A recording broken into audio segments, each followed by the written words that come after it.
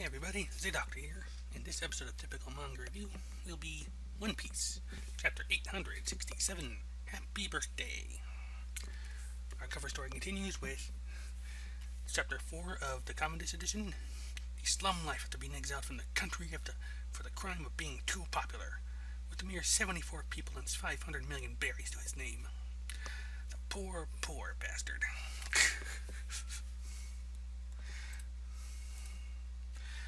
In the chapter proper, we pick up right where we left off with Yorl, with Fallbeard Yorl trying to attack little Linlin, who just breaks his sword, grabs him by the beard and flips him. With everybody yelling at her to stop, and it takes down Fallbeard like nothing else, and she's still screaming for Semla. At which point, Carmel gets the other giants to actually start making Semla to stop her. Other giants are actually trying to hold her down. And then here's where we get our first twist for the chapter. Mother Carmel, goes up to the blazing fire of the village and actually gives it a soul. And it gives it life and transforms it into a little tiny Prometheus, which she calls Pandora.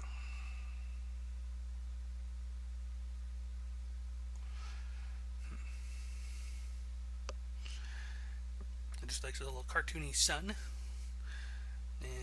but at this point, it's so that, and they've managed to stuff Linlin full of Semla.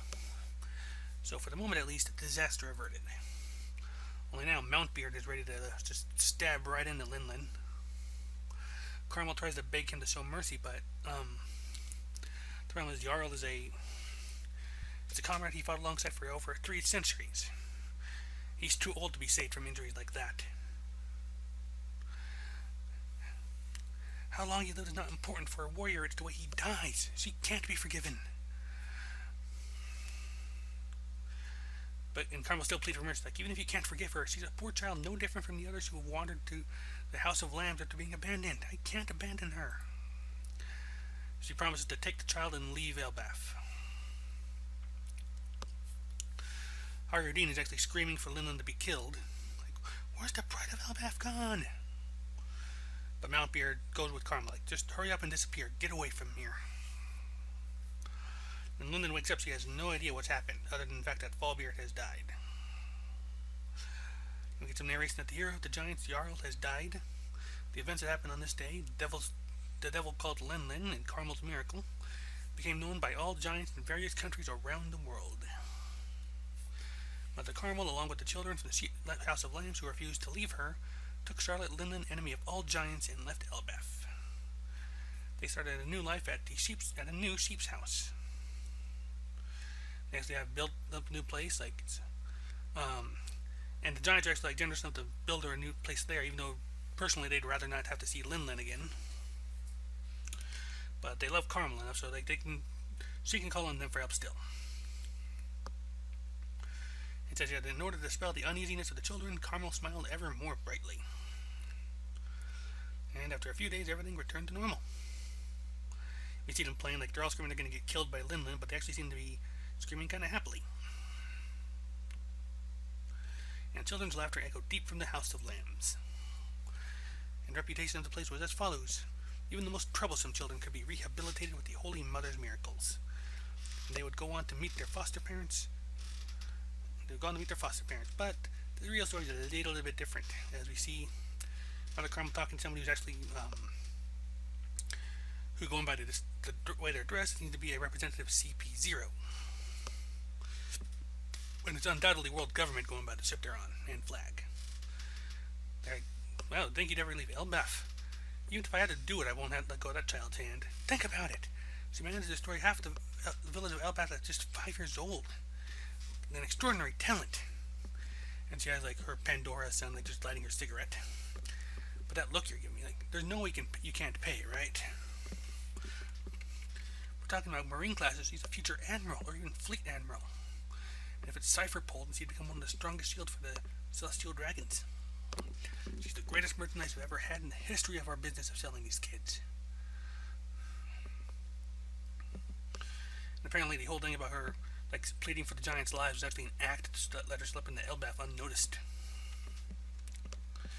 It's only because of me that the first giant marine, says your Dune giant, was born.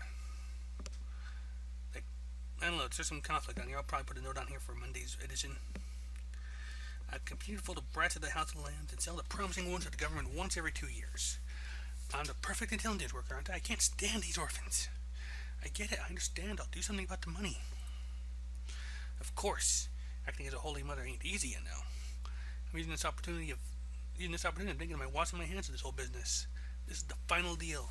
I'm going to have you pay me handsomely. Then we learned that giving it a proper auto box description here for her: orphan dealer, Mother Carmel, underworld alias Mountain Witch. And at a later time, like she's asking what they want to sing. They're going to sing Binks Booze. The pirate song, you know. Yeah, that's right. We're all going to be pirates one day. And even though she plans to sell them to the government, it's like she plays along. And then they just have like a good old time, living their lives, yada yada. Then the day comes of Linlin's 6th birthday. To make her a croquembouche made of sembla.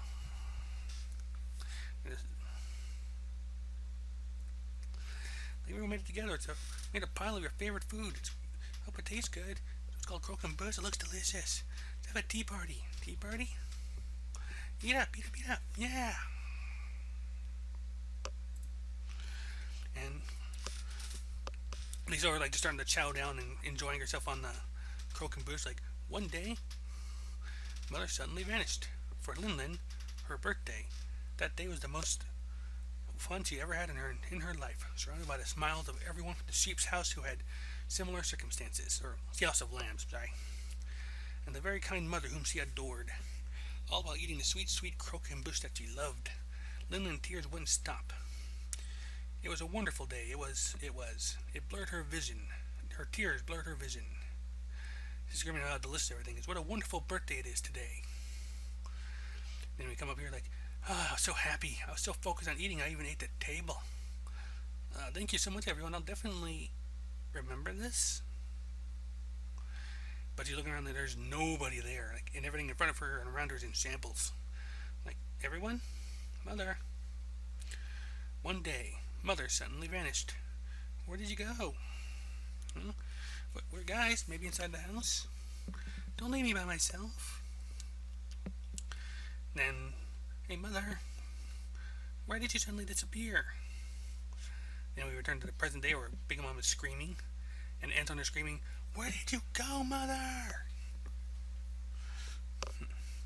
And so she like, this little side thing here, like, her order is more powerful than expected. The assassination plan resumes. And that is where the chapter ends.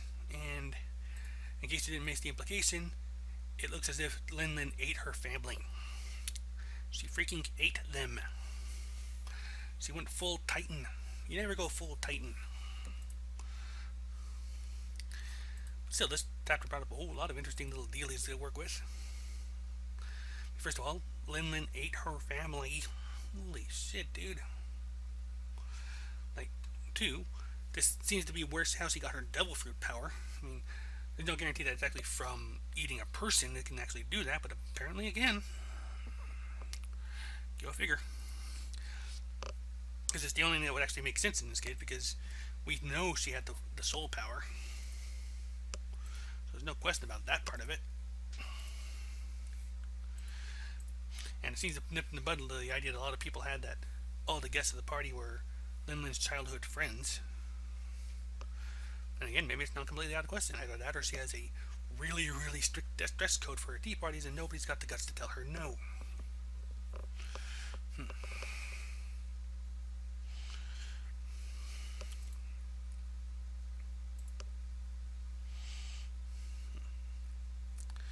Let's see here. And we have a nice little reveal here that Mother Carmel's been fooling everybody, like even down to the day she ingratiated herself to Elbath. That was all big fat fake of a job. Don't know if there's a special point to introducing that just now, but it's probably going to come into play at some point, just because Big Mom mostly does not know about this.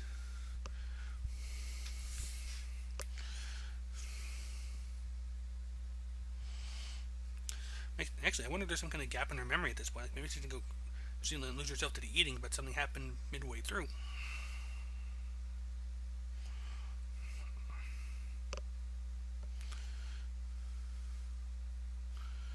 I'm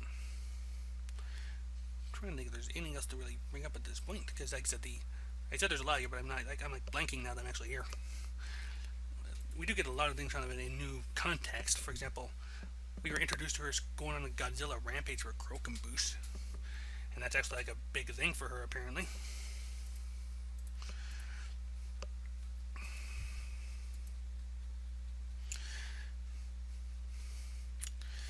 It's an interesting thing for what we might see when we get to the Elbaf here, especially if they find out, if they know going in that Luffy messed up Big Mom.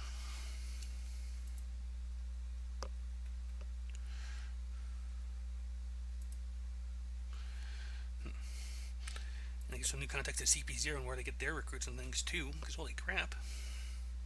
Like they just raise them, like, makes you wonder if, well, I don't think, obviously that was not the case of, like, not Mother Carmel specifically, but it makes you wonder where they got Lucy and them to train us from children.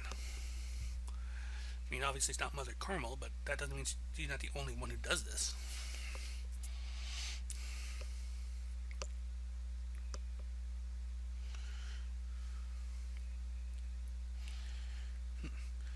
I do like the fact that she actually does have the sulfur in it. She actually creates like a little mini sun, just like Big Mom's Prometheus.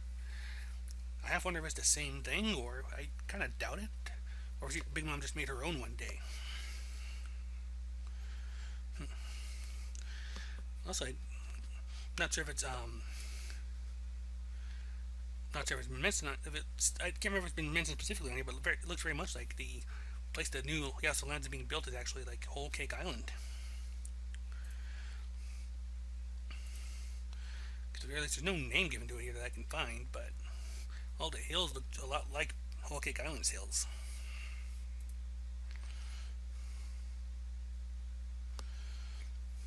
It's interesting that they all wanted to be pirates at this young age, so Big Mom definitely followed through on that one.